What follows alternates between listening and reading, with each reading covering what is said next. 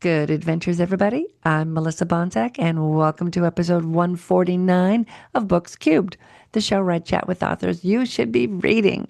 I'm excited to chat with Stephanie G. Olson this week, and if you're watching on video, I'm about to hold up her book, Still Chosen, with a protagonist who is 36 years old. I was very excited to discover that. I had a great time reading this book. She was a lot of fun to chat with. We talk horror movies, favorites, bad horror movies, Darkwing Duck, husbands that help out, puppy dogs, and of course her book. So hang around, listen to the interview, and I will see you after. Welcome, everybody. I want to welcome Stephanie Olson, Stephanie G. Olson, to the show. She is the author of, I'm going to hold up the book, so if you're watching on video, Still Chosen. There's the book in front of me. It's a lovely woman in a red gown with a cat with wings. It looks like a cat, so I'll just call it a cat with wings on the front.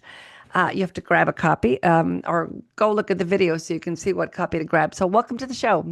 Hi, thank you so much for having me. I'm really happy to be here.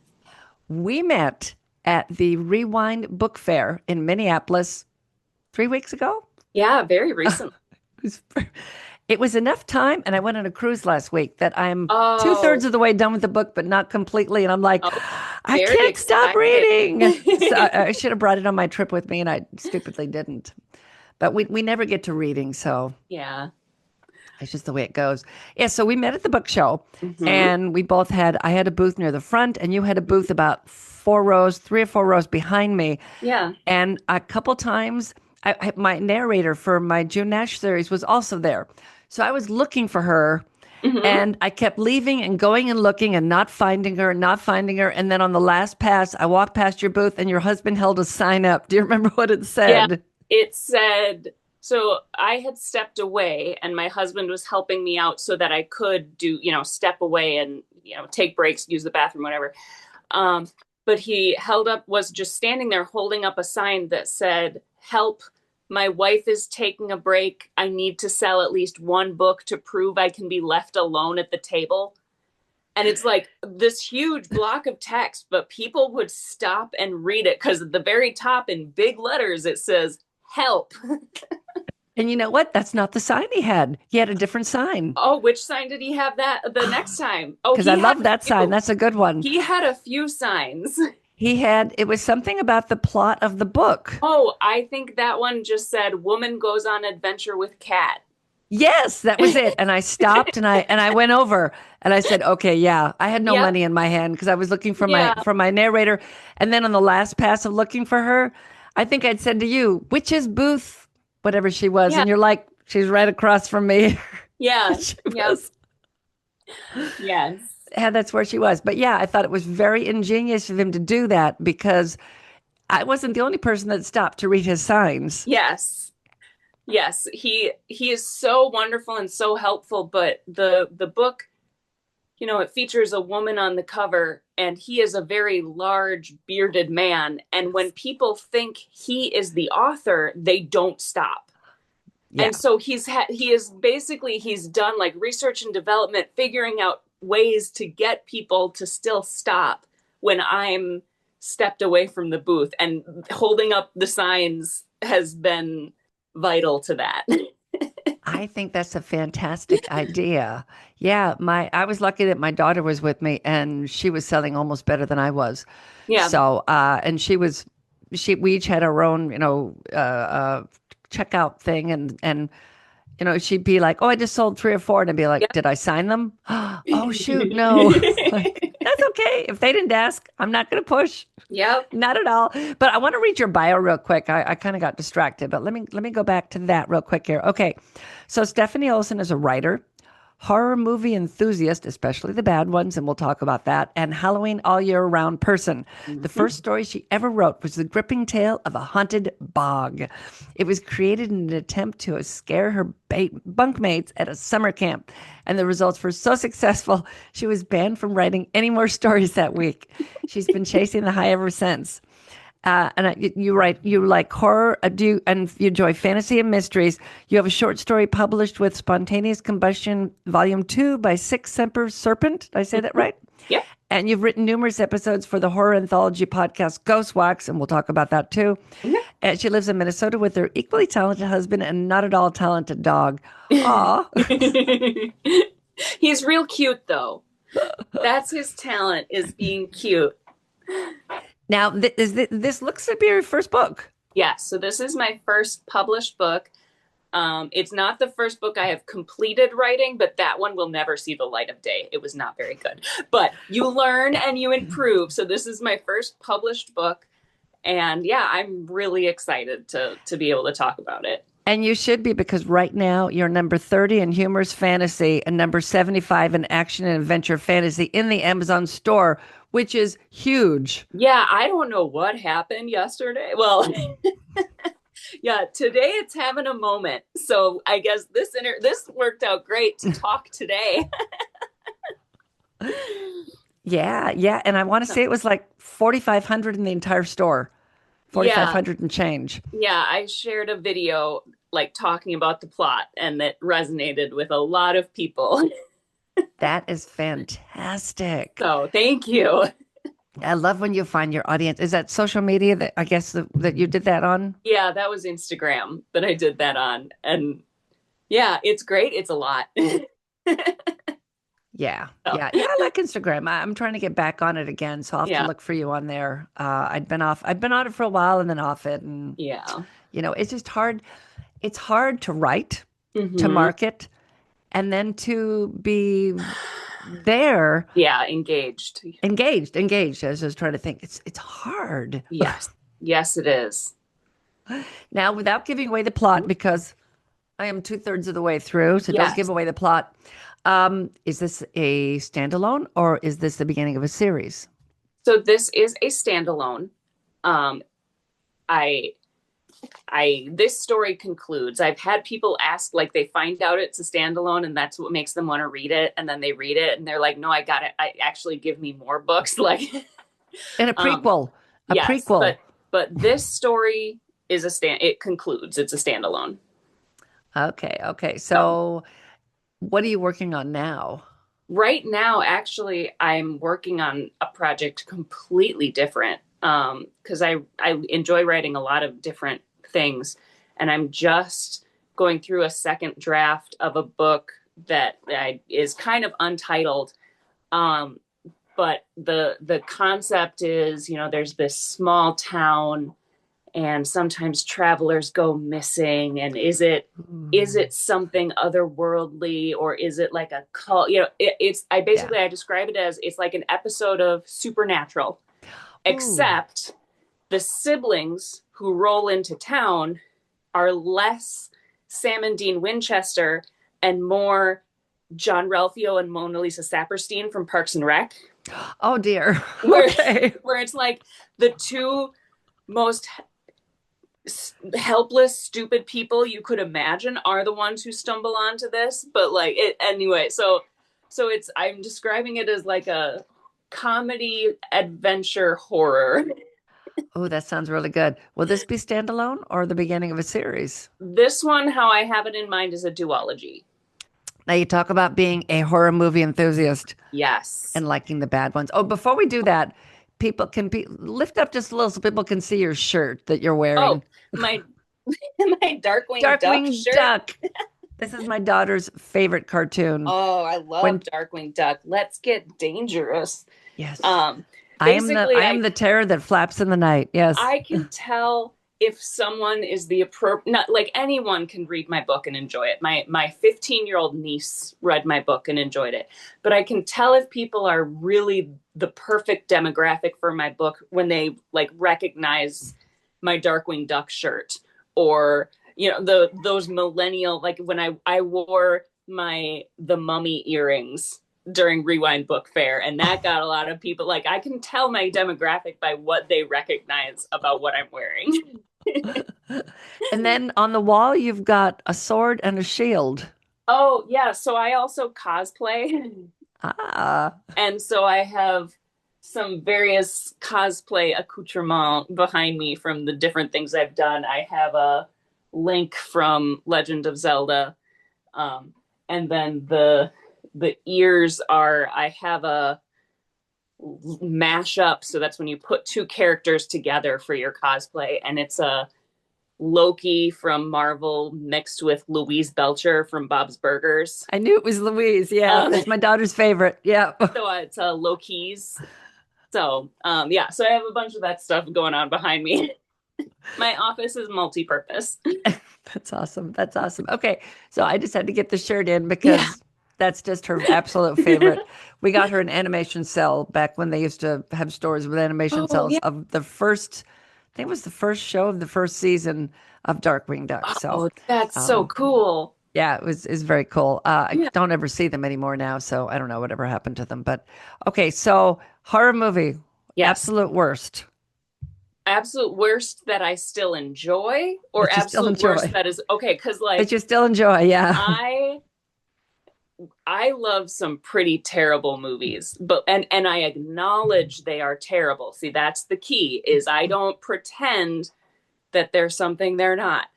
Um Deep Blue Sea is my favorite, Oh, absolute favorite. I've actually gone on another podcast. It's called Fine Beats and Cheeses, and it's where you talk about the cheesy things you love. And I went on and I talked for an hour just about Deep Blue Sea because that's how much I love it. that's Jason Statham, right? No, no, no. This is Oh no, I the got it wrong. giant shark movie. Yeah, Um and I was thinking Jason Statham was in that, but no, it no. has Thomas Jane, I think is his name. Oh, from And Hung. Yeah. it has, I forget the lead actress's name. But and then it has Samuel L. Jackson, it has LL Cool Oh J. my God. Okay. Yes, I Um, love the ending of that movie. yes, it's Okay, that one I it's know. Yes. it's so fun, but it is awful. Yes. Um, but yeah, it's Yeah. genetically engineered super smart sharks, Yes. and it is probably my favorite bad scary movie. Do you have a runner up? Oh, let's see. I really like bad slashers too. Um, so there's a couple like nah, it's right there. It's a Urban Legends is also another one that's like really bad, Yeah. but it's still just fun, stupid to watch. Yeah. Where it's like, oh, they watched Scream and we're like, we want to make that, but we can't just remake Scream. It has to have its own thing. And so let's do Urban Legend. Yeah. So that's a good runner up. Yeah. Yeah. That's I think one of my kids dragged me that one. I got dragged to a bunch of jump scare ones where I would be Yeah. falling asleep and then all of a sudden be jump scared because the crowd screaming, but I was asleep. Yes. So yeah, I think my favorite, and it wasn't a bad movie, my favorite horror movie was The Host, Oh yeah. Um, a Korean South film Korean film. Yes. from, I think, okay, I lived in Tucson, and if you're in the Tucson area, go to The Loft. If he's still there, their programmer was amazing in the, what do you call it, 2010, Yeah. 2011, around that time period. We saw, we saw just amazing. I know they Yeah. we did not go see Human Centipede because it Okay. looked too stupid. Yes. Yes. There was one about birds that were falling onto roofs and blowing up. I think it was called The Birds, maybe. Oh man, I haven't heard of that one. Look it up because Okay. the trailer was hysterical. It's like The Birds, Alfred Hitchcock's The Birds, Yeah. but the birds would like miss people and like fly into buildings and then blow up. And there's Oh my, nothing on these birds that was flammable, you know? that's amazing. I would watch that in a heartbeat. And then the other one that they showed that we missed it, but then I saw it later on TV was about a burning tire. No, it was a tire that was a serial killer. Oh yes, rubber. I think that's what it was called. Yeah. Yeah. Oh yeah. I have a very specific set of skills, and it's this. Yeah, and those were all Yep. thanks to the loft in Tucson. Okay. Just absolutely amazing place. We Very would nice. go we would go on a Friday and we would Mhm. buy tickets for the 7 o'clock show, whatever was showing upstairs. And they had a very small screening room, and it had sofas and chairs in the front of all the theater chairs. So Mhm. if you got there early enough, you could get a sofa. Oh, very nice. So my youngest and I would go. We didn't care what was playing. We saw Yeah. the most amazing films Yeah. that we would have missed if we'd like watched a trailer and gone, Yes. no. Yeah, I get that. Yeah, so now we're not going to be involved in that. So, Yes. okay, so you also write episodes for a horror anthology called Ghost Wax. Yes. So Ghost Wax is like an audio drama that is made mostly here in the Twin Cities by a group of us. And I do some writing for it. I do some voice acting for it. Yeah, it's a lot of fun. And we're actually working on getting season 2 ready and putting that up pretty soon. Season 1 has like 50 episodes. So we took a Nice. little bit of a break in between the seasons because it was like we did a lot. But yeah, we're working on that.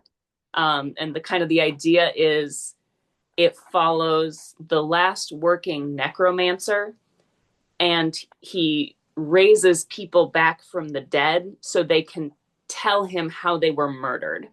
But it's things like werewolves or like it's supernatural stuff. Yeah. And so each episode is a different, it's like the kind of main cast does like a little intro, but then it's a different narrator each episode kind of talking, telling their story. How long did the episodes last? They're actually all a little different. Some are 18 minutes, most are close to the half hour mark, so they're not really long episodes. Um, but yeah, they kind of range from the 25 to 30, 35-minute mark. Yeah, and it's called Ghost Wax because the idea is they've discovered that wax cylinders can pick up the voices of the dead. And so like each episode is a different wax cylinder, and so it's Ghost Wax. Oh, I like that. So yeah. That's really a great idea. And how many So writers do you have are there on that show? So there is Robbie Knutson, our head writer and showrunner, and then there are 3 of us, like other writers who will contribute episodes, help with different dialogue stuff. At this point, like I have a character who I voice, and he'll send me episodes where he's like, "I've written everything else, just add your stuff." Because it's like, okay, I Yeah. know what that character would do. But yeah, so it's not a huge team, and then we have our sound like I forget even what you call his wonderful title. I'm Oh, so sorry, Aaron, but like the sound mixing oh and yeah, yeah. He's not the Foley. He doesn't create it, but he does no, but the mixing. audio, the audio and editing and stuff. Yeah, Aaron yeah. does that. I guess an So engineer. yeah, yeah, we'll call him an engineer. Yeah, I like the yeah. sound of that. I'm sure he would too. Yeah. So Rewind was pretty good. Oh shoot, I just Yeah, lost it was everything here. it was a fun There we time. go. I like being able to talk. It was at the state fairgrounds, which it's always weird to be at the state fairgrounds when it's not the state fair because it's like empty. Um, Yes, it was freaky driving around. yeah, Yes. um, but it's so much fun to do those kinds of events and just meet people and meet other authors. Yeah, Yeah, and it was a really huge crowd. There were yeah, 3,300 readers that came through over 2 days. yes. But it was Oh, freezing. it was. Well, because it's the state fairgrounds, so that it's mostly used in the summer. And so there's no heat in any of these buildings, which like I get it, it makes sense, but oh, it was so cold. There's a reason I was wearing like my heaviest sweaters and my fingerless gloves. Like I remember you were all bundled up. At one point, yeah, I was staying with my daughter and my son-in-law, and I was really cold, and my daughter threw a sweater at me, and I threw it over the top. And then my son-in-law brought us some tea later in the day, and he looks at me and he said, "Are you wearing my sweater?" And I said, "I think I am." He said, "I looked all over the house for that." I said, "I'm so sorry." Yep. But yeah, it was so cold. Oh So my God. cold. But it was really great because they had all kinds of authors that my daughter, she's 36, so she Yeah. remembered from her childhood. Yes. And I meant to go over and there was one of them I wanted to get a book from. Oh, The Last Unicorn. I wanted to Yeah. get a copy, and I never made it over there. Yeah. And he was like at the end of my row, Oh, okay. and I just never made it. It was just a constant, Yes. constant stream of people. Yeah. It was great. It was a great day. Two Yeah. days. It was great 2 days. Yeah, I look forward to the next ones. I think there's Hmm. one in July. Yes, there's another one happening in July. Did you freeze? Or No, you no, finished did I? it? I'm Oh, sorry. okay. I was waiting. I didn't want to interrupt you.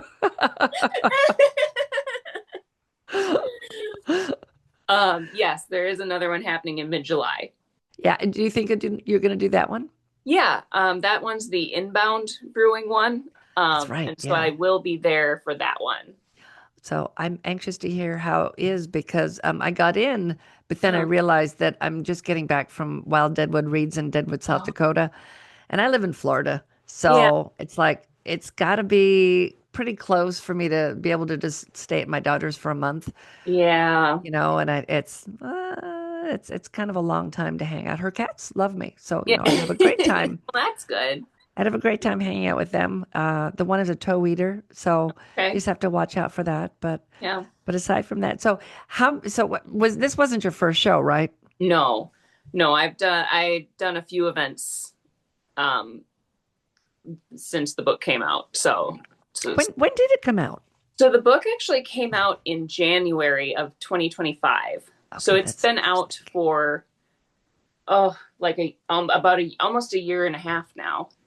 Um, but what had happened was, so like the book came out in January, and it was great, and it was like, okay, we did a book launch, and we're gonna do all this stuff, and then like a month later, um, I'm fine, but I was in the doctor's oh no. because I was diagnosed with endometriosis, and Oh, found out I had a ovarian cyst the size of a coconut, and like emergency surgery, like oh my it God. just knocked me down for months. Which, Yeah. but so it kind of feels like my husband and I've talked about it. It feels like we're really now just doing a lot of the book stuff. Like we did events and stuff last year, but it was just draining to try to rally and do stuff. And so now we're making a Yeah. much bigger push of like, okay, let's do all this stuff that we maybe did last year, but we did them a little half-heartedly.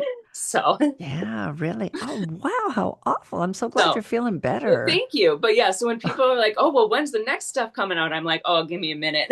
Yeah. Oh my God, you wouldn't have had any time to write. And if you had been writing, everybody would have looked at you, Yeah. strangely, so So yeah, but so no, so the book has been out for a little while, but it's kind of gaining more traction now because of the efforts I have the energy to put in. yeah, yeah. I mean, most definitely. I mean, you're number 30 in humorous fantasy. That's Oof. huge. Absolutely huge. And it's out in ebook also. Yes, yep, it's available in paperback and ebook, and it's available online wherever you buy your books.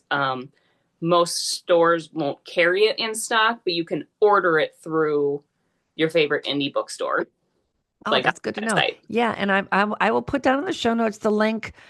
There's a link where that you should go through so that that your local bookstore gets credit for the book, even if you don't call your bookstore. I Hmm. just can't remember what it is. Oh, okay. I think I'm remembering this correctly because I saw it not too long ago or I heard about it on a podcast. It's book something or other. Okay. I'm going to research it and then Yeah. add it in there. Have you thought about doing an audiobook? Oh, I would love to do an audiobook. It's a case of, since, I'm indie publishing, I'm responsible for all the money that would go towards an audiobook. So it's not happening right now, but we do want to do an audiobook. And so whenever people are like, I'd love an audiobook, I'm like, great. Tell your friends who read paperbacks to buy it because that'll help me make them an audiobook. Yeah. Yeah, well, you could do a Kickstarter with a special edition. Yeah. Have pretty things on the sides and Yeah. get a couple of images or illustrations done for the interior. Mm-hmm. As I was reading it, I'm like, oh, you use vellum, don't you? Yes, yes. Yeah, because you're the little mark that Yep. breaks chapters up. I'm like, oh, I used the same one. Oh, nice. I always like seeing another vellum um, person. Do you write in vellum? I write in vellum. Oh, no. So I actually don't like, so we used vellum for the book. I don't have it. So Oh, my sister, Melissa F. Olson, is also an author. uh, She writes urban fantasy. okay. Um, and so she helped me out for like the getting, she has vellum. And so she Ah, basically helped me out with all the formatting stuff with her vellum account, which was so helpful. Uh, yeah, to making it's it look nice. it's a great program. It's under $300 for the ebook and the paperback Mhm. version, and with one click of a button, you've got a Yeah, manuscript ready for every single retailer out there. yeah, And it is, and I started in other programs and then would have to format multiple times. And yeah, oh my gosh, I was so yeah. happy when they came out with that. Yeah, It's my only life complaint changing. is it's only available for Mac. Like it won't work Yeah. on a Windows, which is Yeah. what my current computer is. So yes, it is great if you can get If you can get it. it. Yeah. Yeah. And I was a PC all the way until Vellum came out and I saw it and I tried it at someone's house or an Yeah. event or something and went home and said to my husband, I have to have a Mac. He's like, Yes. okay, because he was a big Mac person. He's like, Mac is great because I have my watch, my phone, my computer, and then it Mm-hmm. goes everything I can write on whatever, and it forwards it everywhere, Mm-hmm. and so I don't lose anything, which is Yeah. fantastic. Now, which brings me to the way you write. So Yeah. this is always interesting to find out. So, are you a now for me? I love to dictate. And when I finish a chapter, that chapter is done. So when I finish the last chapter, it goes to the editor. I've never been able to go all the way through and do a Okay. draft. So what kind of writer are you? So I start off with an outline, but it's like loose outline. Like my key story beats, or if there's a scene that I'm like, I know I want this, I basically have a Word document that's chapter one, chapter two, chapter three, and then I put a one sentence summary. And a lot of them are blank when I start. It's kind of just to be like, here's the beats I know I want to hit, go. And then I'll write the book, the first draft, kind of without looking back at that outline. Or like I'll put in, okay, here's what this chapter was, whatever. But so kind of write the book, and then what I do before I do chapter version two, draft two, is I'll go back to that outline and I'll change it to match what the book became. Because I find a lot of times my characters have minds of their own and they change whatever my plans were. Yes, But yes. so I like having an outline to at least know when I get stuck, like where am I headed? Um, but then I usually end up changing the whole thing based on what I actually wrote down. But I update the outline because then I can see the chapters like laid out. And then if I need to move things around, if I'm like, oh, I need to add scenes here, that really helps me. Were you one of those people that took me 10 years to write my first book? Were you one of those people that knocked it out of the park or were you a little So meandering? the first book that I ever finished was like 5 years. It was a while. And to even finish it, that's not even necessarily like if I had been wanting to publish it, like it was like, oh, this took a long time. And it's because when I started, I had story ideas, but I'm like, I don't know how to like how to do a book. Like I was just writing and Yeah. it was, whatever. And so I kept going back and changing as I was like I kept trying to edit as I was writing, and just it was a messy process that took a long time. Um, this book was about a year. Um, and I took a class, um, oh, what was it? It's basically I took a class about outlining, and that was like the idea that I brought to the class. I think it was, oh, what is it? I'm gonna look it up because it was an incredibly helpful class. Lit Reactor, I Oh, think is what it was called. They do like online courses and stuff like that. And so I did this like in 21 or 22, like years ago. But I brought this book and did an outlining class. But so then when I started to write it, it's like, oh, this is really easy now. This turns out when you don't try to edit as you go, it goes a lot faster. okay. So we can find your book pretty much anywhere. I'm going to hold it Mm-hmm. up again so people can see. If you're watching on video, it is called Still Chosen. And the protagonist is in her 30s, right? She is 36. And I really like that because, Yeah. it's fun. I'm still a little older than 36, but it's nice to have a character that I can relate to. I just can't relate to teenagers. Even Yes. when I had teenagers, I still couldn't relate. Even when I was a teenager, I couldn't relate Yes. to teenagers. So yeah, it's nice to see older, and I'm seeing a lot more older women. And I'm terrible. I think the girl in my first book was 27, but I think she's Hmm. 31 now because in the fourth book, I think she turned 31. Hmm. But my current fantasy, I think she's around 30, but I have to sit down and actually do the math because somewhere Yeah. she talked about it. I just don't remember. Yeah. I have to go back to previous books, maybe ask one of my beta readers, how old is she? I Yep. don't remember. Maybe my narrator remembers. Oh, hopefully. Yeah, I don't. I don't. Yeah. Um, but yeah, so we will put down in the show notes where you can find Still Chosen. And number 30 in humor is fantasy for a reason, guys. This is a book you want to grab. And I'm having a blast reading it. And I would have been done like sooner, but I went on a cruise last week, and I didn't get any. I took writing with me also, and I didn't get hardly any writing done. And That's good. You needed a break. yeah, and it was nice seeing all the people just laying on chairs in the solarium and in the pool area, just all sleeping with Yeah. their books. And I had to walk Yeah. through and look at the covers of all the books that people were reading to see if there's anything. But nobody was awake to ask if any of the books were any good. Anytime I Oh. went through, everybody was asleep. Anyway, probably from the night before because they had a lot of evening things that were Oh happening. yeah. Yeah. So yeah, so we can find now you have a website. Yes. Um, StephanieGOlson.com. Yeah, I'm trying to get this back over in front of me here. And do you have a mailing list?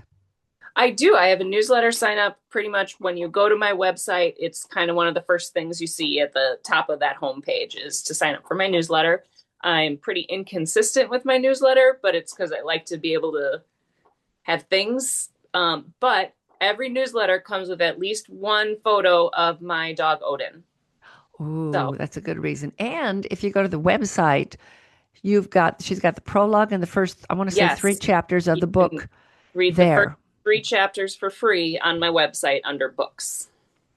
Yeah. So yeah, I'm looking at where it ends. Okay, yeah. Yeah, and you'll want to go then to Amazon, and you need a link at the very bottom that leads to how to buy, a universal link at the bottom right No, after I that have last those on line. my main homepage, so I didn't link them there. But Yeah. But right after that, put a link to a universal link to buy the book okay. because that's when people are going to go, "Oh, I want to keep reading." Hmm, hmm. And then they're going to go to Amazon but get distracted. Yeah. Yeah, like I do. I'm horrible issues with distraction. It's terrible. So, yeah, but I made it through. I made it through the whole day today and got writing done and Yep. remembered to come sit in here for our talk. Oh, good. Oh, because it's not always that way. So, yeah. Okay. So I'll cut that out. Okay. Thank you so much for coming on today. I have thoroughly enjoyed the book. Everybody go out and grab a copy of Still Chosen.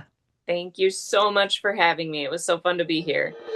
That was a lot of fun. I am so happy that I happened to wander past her booth at Rewind Book Fair in Minneapolis and that her husband held up that sign. I wish I had taken a picture of the sign. I should have. I might have. Oh gosh, I have like 10 billion photos on my phone. I'll never find it. But anyway, all the things that we talked about are down in the show notes. And go check out her book. I mean, that's fantastic. Number 30 in humorous fiction.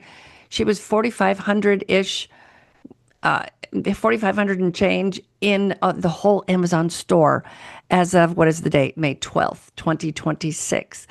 Probably get higher because she's selling books. Thanks for joining me today. I'll have another great show for you next week. And until then, go read a good book. The Books Cube theme music was written by Laura Lynn Hardy. She performed the vibraphone. Billy Tyke Miller performed percussion. And it was recorded at Mills Kids Recording in Huntsville, Alabama.